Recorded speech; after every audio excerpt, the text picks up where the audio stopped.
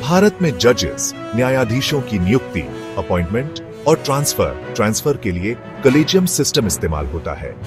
ये सिस्टम भारत के संविधान कॉन्स्टिट्यूशन में साफ तौर पर नहीं लिखा गया है, बल्कि सुप्रीम कोर्ट के कुछ अहम फैसलों 3 जजेस केसेस से निकला है।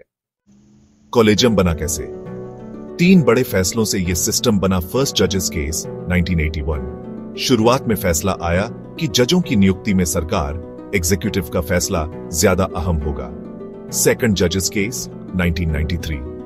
फिर कोर्ट ने यह फैसला बदल दिया और कहा कि जजों की नियुक्ति में जुडिशरी का फैसला ही आखिरी होगा। यहीं से कॉलेजियम की शुरुआत हुई। थर्ड जजेस केस 1998। सुप्रीम कोर्ट ने इस कॉलेजियम सिस्टम को विस्तार दिया और इसे आज की तरह बनाया। कॉलेजियम में कौन कौन होता है? Supreme court collegium chief justice of India CJI plus supreme court के 4 सबसे सीनियर जज। High court collegium high court के chief justice plus high court के 2 सबसे सीनियर जज। कॉलेजियम काम कैसे करता है? कॉलेजियम नए जजेस को अपॉइंट या ट्रांसफर करने के लिए नाम चुनकर सेंट्रल गवर्नमेंट केंद्र सरकार को भेजता है। केंद्र सरकार इन नामों पर सवाल या आपत्ति कर सकती है, लेकिन अगर कॉलेजियम दोबारा वही नाम भेजता है तो सरकार उसे मानने को मजबूर होती है।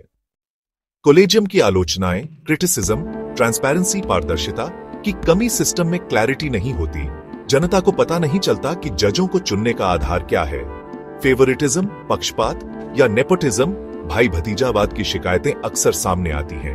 अकाउंटेबिलिटी जवाबदेही नहीं है, क्योंकि जज खुद जजों को अपॉइंट करते हैं। विकल्प क्या थे?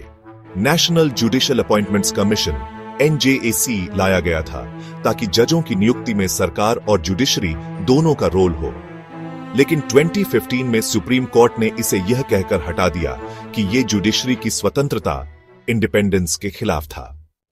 अभी की स्थिति फिलहाल कॉलेजियम सिस्टम चलता है, लेकिन इसके अंदर सुधार रिफॉर्म लाने की मांग होती रहती है ताकि जजों की नियुक्ति में फेयरनेस, निष्पक्षता, अकाउंटेबिलिटी, जवाबदेही और ट्रांसपेरेंसी पारदर्शिता बनी रहे।